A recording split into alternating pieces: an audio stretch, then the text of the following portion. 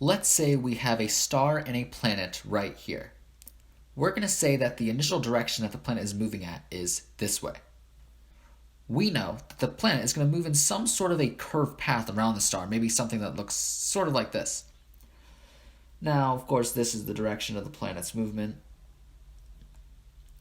Our goal in this video is to figure out what the shape of a planet's orbit actually is. But how do we even figure that out? Now, the way that we are going to do it is we are going to represent the orbit of a planet as a polar curve, where we could basically say that the star is the origin. So I'm going to draw y and x axes.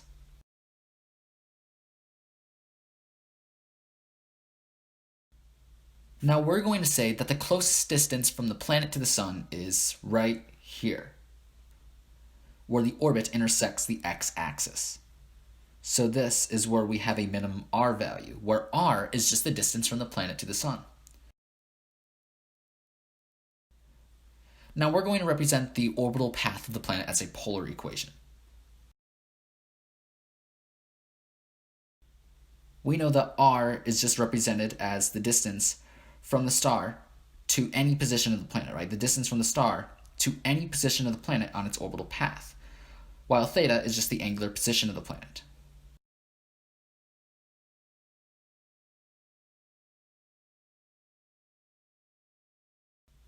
So the thing that we need to ask ourselves when finding the shape of a planet's orbit is, what dictates the shape of a planet's orbit? Well, the shape of a planet's orbit has to do with how fast the planet moves around the star, and also has to do with the direction that the planet is moving towards. So it has to do with the change in speed of the planet and the change in direction that the planet is moving. Now, combining these two things together, that gives us the change in velocity. And we know that change of velocity has to do with acceleration. So, the shape of a planet's orbit ultimately has to do with how the planet accelerates, how its speed changes, and how its direction changes, basically. So, how can we represent that? Well, first of all, we know the reason why a planet will accelerate. It has to do with the forces acting on the planet. The force acting on this planet that causes it to move in a curved path around the star is the force of gravity, right? So what I'm going to do is I'm going to write Newton's second law for the planet, right? This is just going to be the sum of the forces acting on the planet is equal to the mass of the planet times the acceleration of the planet. The force acting on the planet that causes the planet to accelerate is just simply going to be the force of gravity, right? That's all we have. So the force of gravity is equal to the mass of the planet times the acceleration of the planet. Now we know how to rewrite what the force of gravity is. It's just g times the mass of the star times the mass of the planet divided by r squared is equal to the mass of the planet times the acceleration of the planet. Mass of the planet cancels out on both sides, and we're left with the acceleration of the planet. Now, we already know that this right here is just the acceleration due to gravity. However, what I'm going to do is we are going to write another way to write the acceleration. And we're going to use these two factors right here. What part of the acceleration causes the change in speed and what part causes the change in direction?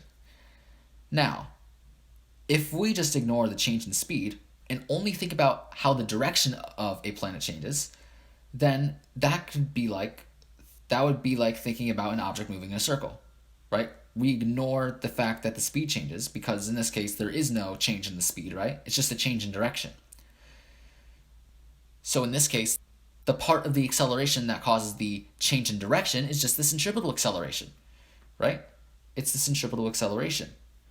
We know that centripetal acceleration is just equal to omega squared r, right? Omega is just angular speed.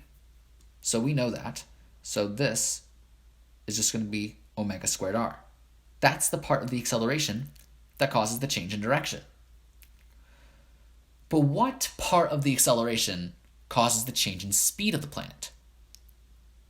Now, if we're only focusing on the change in speed and ignoring the direction that the planet's going, we can think of the planet being right here, and the star, let's just say it's right here. If the planet were to all of a sudden move from this position to, let's say, this position, moving from there to there, the change in position of the planet is just delta r. And it did delta r in a certain amount of time, delta t. So from this, we're able to find the average speed from this position to this position. The average speed is just going to be delta r over delta t. Except there's just one more thing. Remember, delta r is negative, right? And since delta r is negative, you actually have to put a negative in front of delta r so you can make this thing positive, because we know speed has to be positive. So this is the average speed of the planet. In that case, we know that the instantaneous speed is just going to be v equals negative dr over dt. Now, we care about the component of the acceleration that causes the change in speed, right? So we want to get acceleration from this speed. So in that case, we know that the acceleration would have to do with taking the derivative with respect to t on both sides, right? So in that case, this acceleration, the derivative with respect to t of negative dr over dt, is going to be negative d squared r over dt squared. So this is the part of the acceleration that causes the change in speed.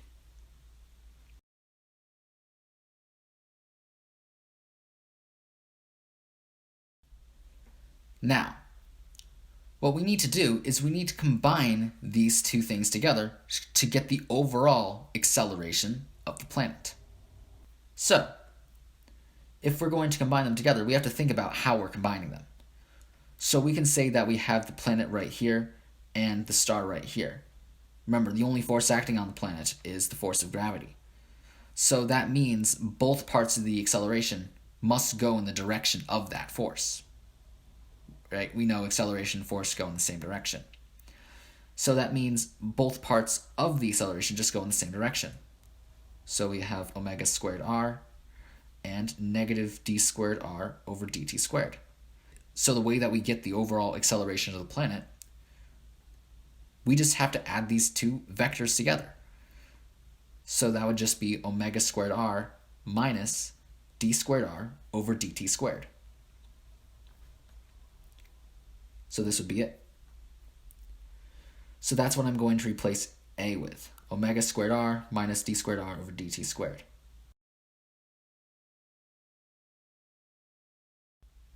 So now we have this.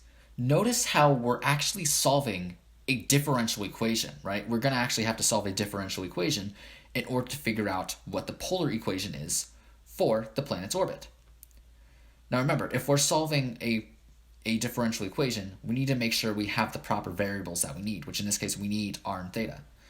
Now we know that when we're solving a differential equation, of course, we could have constants. That's perfectly fine. Right? It's pretty easy to solve differential equations if we just have constants. Right? Constants are fine to have. These are the three things that we need to have in our differential equation that we're solving. So let's make sure that we have those. But before I do that, I'm just going to solve for d squared r over dt squared to make things convenient for us. So when we do that, we get this. So in other words, what I've done was I just added this to both sides and subtracted this on both sides. So we need to basically consider making sure we get only these three things in our differential equation: r, theta, and constants. So let's look right here first. We know g and m are constants, and it's okay that we have r, right? We need r in order to solve the differential equation. All right, let's check out this term right here. We have r, that's fine to have, but we have omega as well. Now the thing is, omega is not a constant value, so we need to get rid of it. What we're going to do is we are going to rewrite it in such a way that we have constants r and theta. Right? We can have either one of those, right? Now, we know something about the angular speed of a planet. It has to do with the angular momentum of the planet. We know that the angular momentum of a planet is just the mass of the planet times r squared omega. if we were to just solve for omega, we get L over mr squared. The mass of the planet is constant. We know that the angular momentum of the planet is constant. And we also have r, which is perfectly fine, right? Right? Those are things that we need for a differential equation, right? So we're just going to replace omega with this.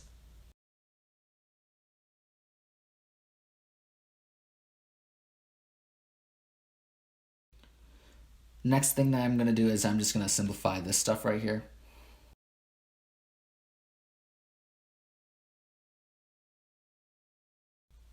All right, so this is what we have so far for our differential equation. We have some constants, we have r, we have another r, and we have constants right here, right?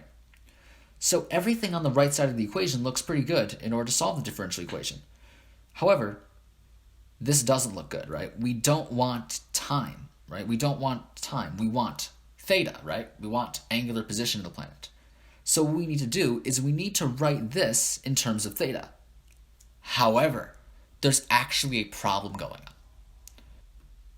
Using r in our differential equation is actually not going to help us that much. And the reason why is because we are solving a second order differential equation. We want to get the second order differential equation in a form that we're familiar with solving. For example, we are familiar with solving a second order differential equation in this form. If we recall, we're familiar with a second order differential equation that looks like this. We're able to solve a second order differential equation that looks like this. We can't really solve a second order differential equation that looks like this, right? We're not accustomed to doing that one like this because we've never seen r cubed in the denominator, r squared in the denominator, right? We've only seen something like this, right? Where we only have y, not y squared or 1 over y cubed like we do right here, right? So we need to make sure that we get this second order differential equation in a form that we're familiar with, right? Now it turns out that if I set r equal to 1 over u, then we're going to be able to get this second order differential equation into a form that we're familiar with solving. And it'll actually make things really easy for us. We'll get things to cancel out in the end, so we don't have cubed terms, we won't have square terms, we'll just have a linear term, and that will be fine.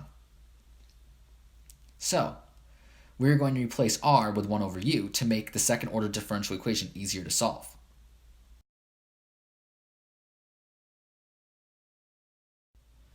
So now that we've done that, that pretty much means that instead of r, we're actually going to look for u, right? So in our differential equation, we are looking for these three things now, right? We want to make sure we get everything in terms of u, theta, or constants to solve the differential equation so we can get the shape of a planet's orbit. So that is what we're doing now. We need u in theta, not r in theta. So we need to write d squared r over dt squared in terms of u and theta, right? Right? Because otherwise, everything on the right side of the equation looks good for solving the differential equation. We just need to figure out how we rewrite the left side.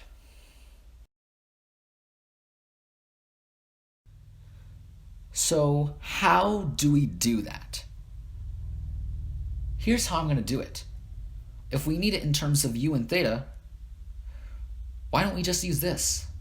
We already have u right here, so it will actually make things quite nice for us. So let's start with r equals 1 over u. Because we need it in terms of u anyway, so why don't we start there?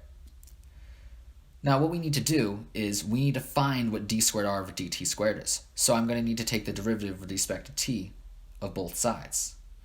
In that case, we're going to get dr over dt equals, and on the right side we're just using the chain rule, right? We will get negative 1 over u squared times du over dt, right? So we get du over dt. Here's the thing. What's the problem with what I have right now?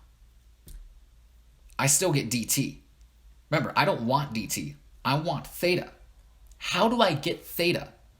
How do I get rid of dt so I get theta? You might be thinking, wait, I don't even know where to go. But really, This is going to be really cool. Here's what I'm going to do. I'm just going to say, you know what? I'm going to make it so that dt disappears by simply multiplying dt over d theta on both sides. Right? Notice what happens when I multiply dt over d theta on both sides. We get dt that cancel itself out with each other, and we're left with just d theta. Now you might be thinking, wait a minute, but we have dt on the other side of the equation. That doesn't get rid of it. But really, what is dt over d theta? What is that? I mean, this looks awfully similar to d theta over dt. In fact, what is d theta over dt? That's the derivative of the angular position with respect to time. It's the angular speed, right? That's all that is. Now, the angular speed of a planet is just that. And the way that we find dt over d theta is we just use the reciprocal. So 1 over the angular speed is equal to dt over d theta, right? That's just taking the reciprocal of both sides, right? Right? That's just saying the reciprocal, like 1 over omega equals 1 over d theta over dt. Right? That's all we did in order to get dt over d theta. So I'm going to replace this with dt over d theta. All right, so this is what we had before. dt over d theta is just 1 over omega, right? That's multiplied by dr over dt.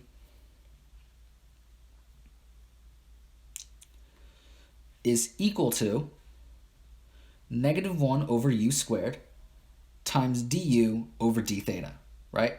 So as you can see, we have du over d theta. Notice how the right-hand side is in terms of u and theta. Now, all we have to do in order to solve for dr over dt is we just have to multiply omega on both sides of the equation.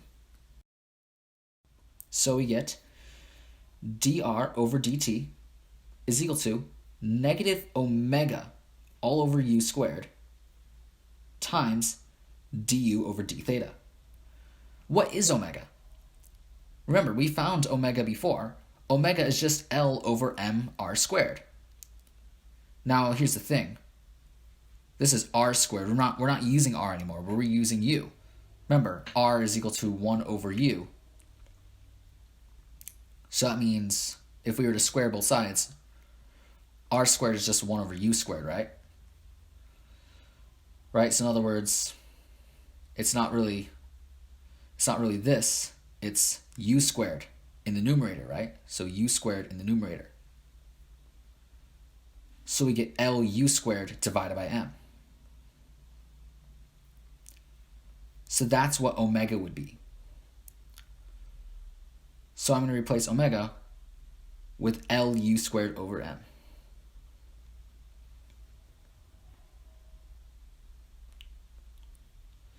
So u squared actually cancels itself out.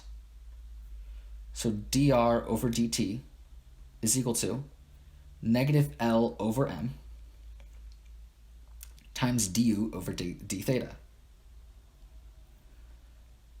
And so we can see that negative L over m is just a constant, and then we just have du over d theta. We were able to find what dr over dt is in terms of du over d theta just by simply multiplying some constant, which is really cool, believe it or not. However, we're not done yet. We still have to take the derivative with respect to t of both sides again. Because remember, we're finding what d squared r over dt squared is in terms of u and theta. So when we do this, we get d squared r over dt squared is equal to negative L over m times the derivative with respect to t of du over d theta. Now, this one is really, really interesting. This thing right here. How do we do that? Now, the thing you have to remember is that all this is the chain rule, right? First thing we have to do is we have to take the derivative of this thing with respect to theta, because this thing is written in terms of theta. So we have to take the derivative of it with respect to theta. which if we take the derivative of this with respect to theta, that's just d squared u over d theta squared. And then once you've done that, then you have to take the derivative of theta, because that's what we took the derivative of this with respect to, right? We have to take the derivative of theta with respect to t, or the derivative of theta with respect to t. All right, so all this is the chain rule. Now, once we do that, we already know what this is. This is just omega. That's just, right? This is just the angular speed. So I'm going to replace that with omega. What's the angular speed? We already said earlier that the angular speed is Lu squared over m. So we're going to replace omega with Lu squared over m.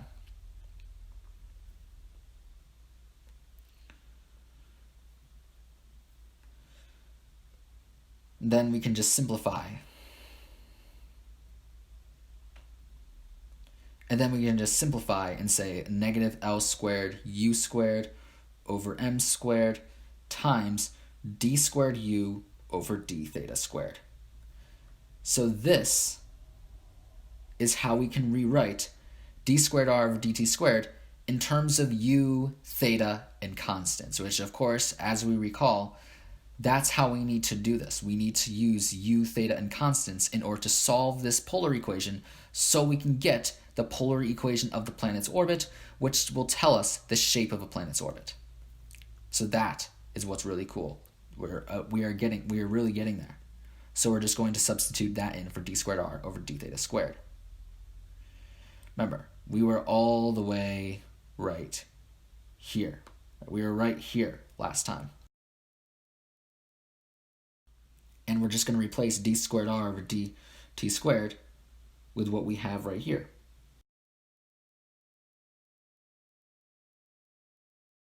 So now that we've done that, what I'm actually going to do is I'm going to solve for this. But here's the thing. What was I talking about earlier? Replacing r with 1 over u, right? What is so beneficial about doing this? Well, what happens is you can divide u squared on both sides of the equation. Wait, can we even do that? I mean, as long as u squared doesn't equal 0. Is that true?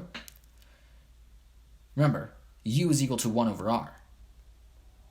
If u was ever equal to 0, that means r would have to be infinitely large. And if the planet is at an infinitely large distance from the star, then we wouldn't even care about the planet's orbit anyway, right? So that means we can assume that u squared doesn't equal 0. So it's fine to divide u squared on both sides. So as a result of doing this, we get negative L squared over m squared times d squared u over d theta squared is equal to L squared u all over m squared minus gm.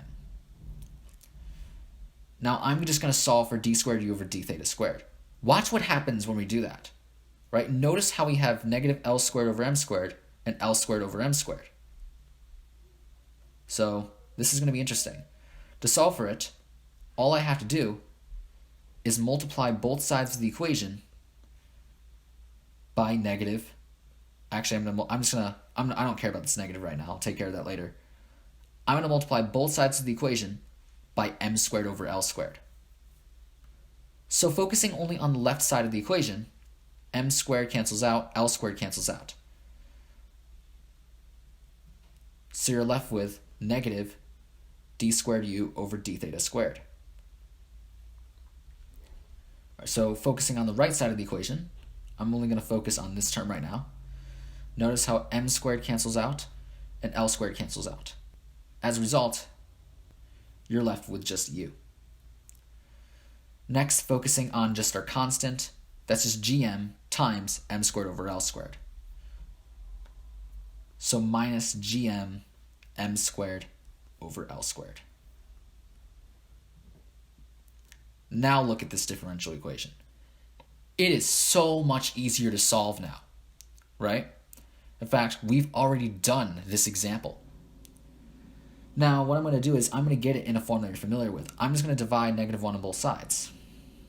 And so when we do that, we just get d squared u over d theta squared is equal to gm m squared over L squared minus u. If I add u on both sides, we get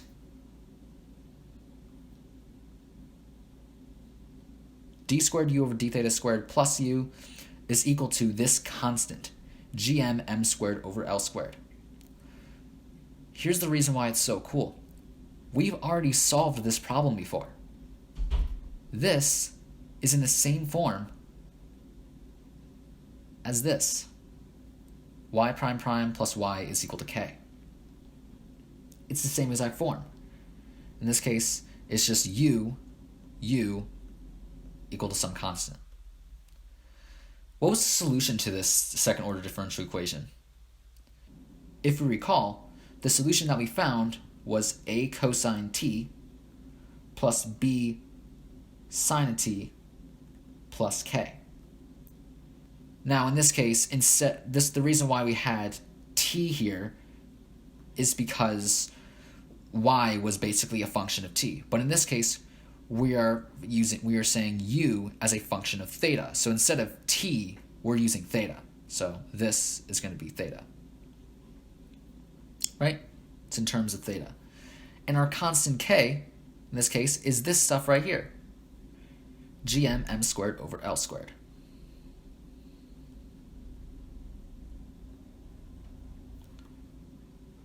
So this is what we have for the second order differential equation. So the answer to this second order differential equation is simply a cosine theta plus b sine theta plus gm m squared over L squared. Now remember, this is just the general solution that we get from solving the second order differential equation. A and b could literally be anything in the general solution. However, this a and b, those two constants just came out of nowhere. We don't know anything about them.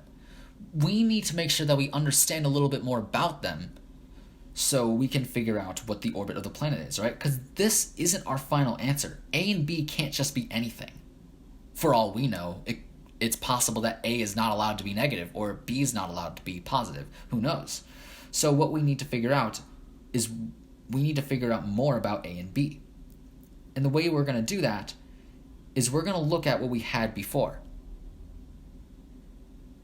Remember that we said that at this point, this is when we're at a minimum R value. This is very important. This means that there's a constraint that we made on our model. We know that this is theta equals 0, right? That means at this point, if this is a minimum R value, that means that's also a maximum U value. And the reason why is because we know R and U are inversely related. So if we're at a minimum R value, then we're at a maximum U value. Now, let's think about what it means to be at a maximum value. And this stuff you'll probably be familiar with. For example, if we have, let's just quickly say, we have U in terms of theta. Let's just say it's anything. We don't know what U as a function of theta really is yet. But let's just say we have a maximum value right here. So this is where we have a maximum value. We know that when we're at a maximum value, we know, in this case, at the maximum value of the function, that du over d theta has to equal 0. By the way, this is theta equals 0, right? Right? This is when theta equals 0, right? It's at theta equals 0. So at theta equals 0, right? At theta equals 0, this is true. So this is a specific constraint that exists in the answer to our differential equation. So what I'm going to do is I'm going to find du over d theta. So if we were to find du over d theta, we would just get negative a sine theta plus b cosine theta. And of course, the derivative of a constant is 0, so we don't have that. So what we're saying is that when theta equals 0, du over d theta is also equal to 0. So 0 is equal to negative a sine of 0 plus b cosine of 0. That means negative a sine of 0 is just 0, because sine of 0 is 0, cosine of 0 is 1. And so as a result, we can see that b is equal to 0. And so we can see that b can't just be anything. If there's a maximum u value at theta equals 0, then b has to equal 0. And in the model that we made here, we said at theta equals 0 that we're at a maximum u value. Right? That's what we said. And as a result, that makes b equals 0. So in the polar equation that we're solving, b, that constant that we get from solving the differential equation, b has to equal 0. So next what we're going to do is we're going to try and understand a more. How can we do that?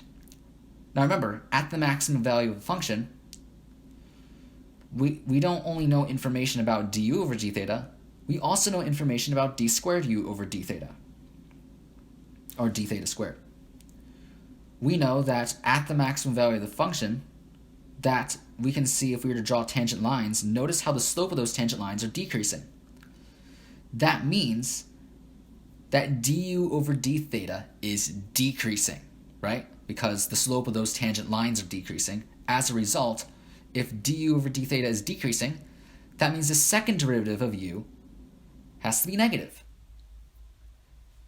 So that's another constraint that we need to account for. So let's just quickly rewrite du over d theta, right? This is du over d theta. I'm just going to rewrite that. And the reason why I'm rewriting it is because we know that b equals 0. So I'm going to substitute b for 0. So we just get negative a sine theta. Now if we were to find d squared u over d theta squared, that gives us just negative a cosine of theta. So we know that d squared u over d theta squared is less than 0. So d squared u over d theta squared is less than 0.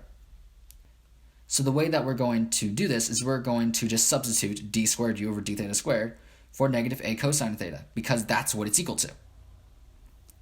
So negative a cosine of theta is less than 0. And this is true, remember, this is true when theta equals 0. So we're going to substitute theta for 0. Cosine of 0 is 1, so we get negative a is less than 0, which means a is greater than 0. So a has to be greater than 0. A has to be positive. So we know b is equal to 0 and a is greater than 0. That's important. So let's go back to what we had right here. All right, let's rewrite it. U equals a cosine theta plus b sine theta is equal, or plus gmm squared over L squared.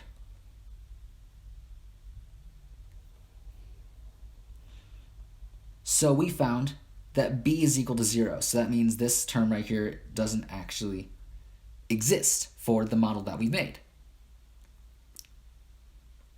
So this is what we have. We are going to replace u with just 1 over r.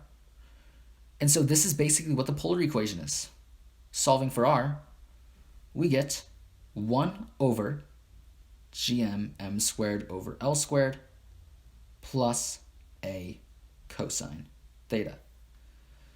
So this is the equation that we get. This is the polar equation of the orbit of a planet. But are we done?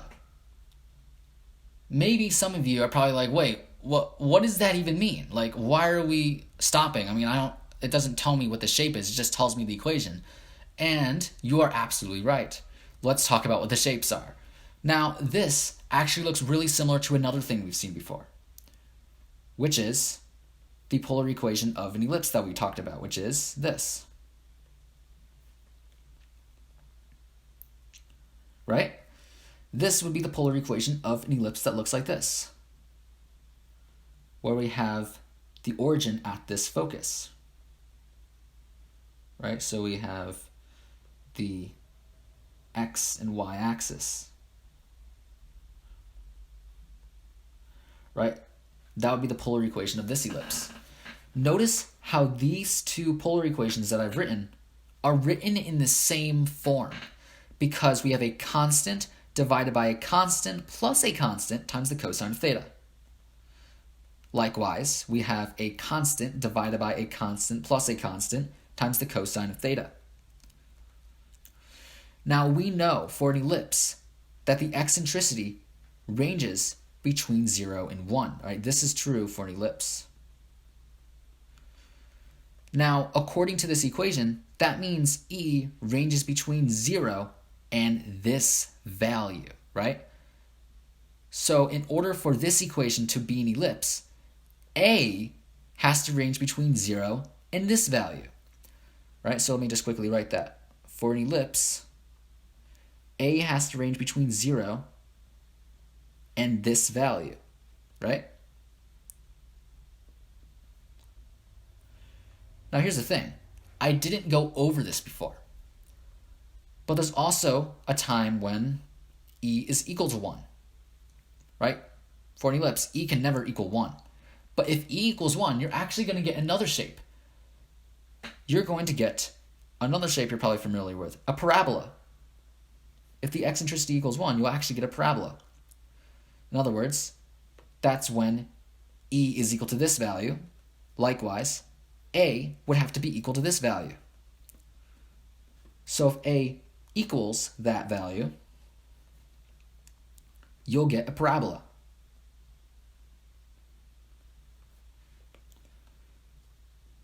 So we could also have that. And another case is when the eccentricity is greater than 1. And so in that case, you're going to get another shape, and you're going to get a shape known as a hyperbola. Now this one, maybe you're not really familiar with this one. I'm going to show you what the shapes look like. So a hyperbola, when E is greater than 1. In other words, E is greater than this value, and therefore A would have to be greater than this value. Right? And another thing, hyperbola, what else do we have? That's basically it, because this accounts for everything that's greater than 0. However, you might be thinking, wait a minute, what about when E equals 0? Now, we already said for this equation that that A is only greater than 0. However, that's just based on the model that we constructed. All right, we said that the minimum distance can only exist at this single point. However, if E equals 0, then believe it or not, the minimum distance exists at every point. If that's true, then the distance is the same. And so what shape am I talking about? I'm talking about a circle. If E equals 0, you actually get a circle. It's not true for the model that we constructed, but it makes sense that a planet could be a circle as long as A is equal to 0. Except A can't really equal 0 based on the model that we've constructed, right? It can't. So let's just ignore what A is that. We know that a planet's orbit could be a circle or approximately circular. It's just not what we drew right here. We only said that there's a minimum R value at that specific point. A circle is possible. So these are the 4 possible shapes that a planet could move in. All right, one more thing. I'm just going to draw what those shapes look like. Now, we know that an ellipse, it could form a closed path, so it's an ellipse. We could have a parabola, which we know looks something like this. I'm assuming you know what a circle looks like. Now, a hyperbola looks like a parabola, but it's more open up. For example, a hyperbola looks something like this, right? Looks something like that. So that would be a hyperbolic path, right? So that's what a hyperbola would look like. And remember, what A basically is it's basically depends on what the initial conditions of the planet is, like its speed, its initial direction that it's moving, the mass of the planet. All that stuff will influence what the shape of the planet's orbit will look like. And so these are the four shapes that a planet could be in. It's based on this polar equation.